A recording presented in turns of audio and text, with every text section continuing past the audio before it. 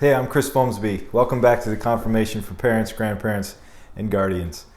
We've reached the part in the story of God when Jesus, God's Son, but also God Himself as part of the Trinity, enters the story of God.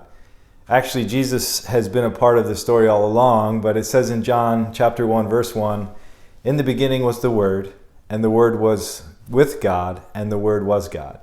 The Word here is another name for Jesus, essentially.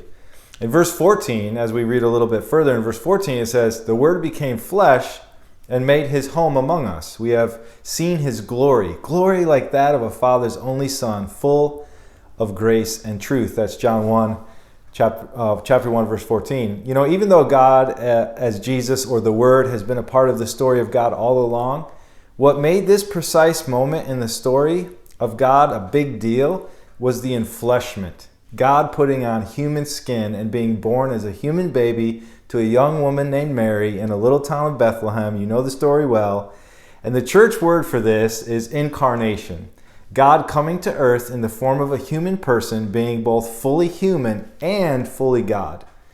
Once again in the story of God, it all comes back around to relationships. We keep hammering on relationships, and it's so true that God doesn't want to be a distant part of humanity, but wants to be close to humanity. And so therefore, He chooses to be as close as possible by becoming one of us. And Jesus came to earth to remind us that God deeply desires to be in relationship with us, to give us new life and to show us how to live and invite us into this exciting purpose. And this is the main story for us today, the main understanding of the lesson.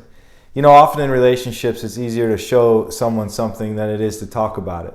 You've probably found it to be true with your own students, or maybe even in your marriage, or whatever the case may be. But you can tell someone you love them, but it's far better to show them you love them through your actions and through your behaviors. That's a big part of the reason why God came to earth through the human person of Jesus, to show us how to live, how to treat one another, how to love God, how to love those around us, and how to be a part of God's mission and kingdom here on earth. Showing is far better than just telling. And while He was here on earth in flesh, Jesus showed us who and what God was all about. Jesus is the perfect image of the unseen God. For students, it can be comforting to know that they serve a God who is human just like them. Jesus was born as a baby, went through puberty, and was a teenager just like them. Jesus experienced every human emotion that we do: sadness, anger, joy, loneliness, excitement, confusion, surprise, and He even felt pain and hunger and sleeplessness. Jesus laughed, He cried, He had friends, and all the people who didn't like Him, some liked Him. But one thing, as you imagine Jesus' experience as a human, I want you to picture this, and talk to your students about this. What can we learn about God from looking at the person of Jesus? What can we learn about God by looking at the person of Jesus? It can be pretty confusing to wrap our heads around the incarnation and how Jesus can be 100% God and 100% human. It's another one of those things we just have to learn to live into faith, to accept and to believe.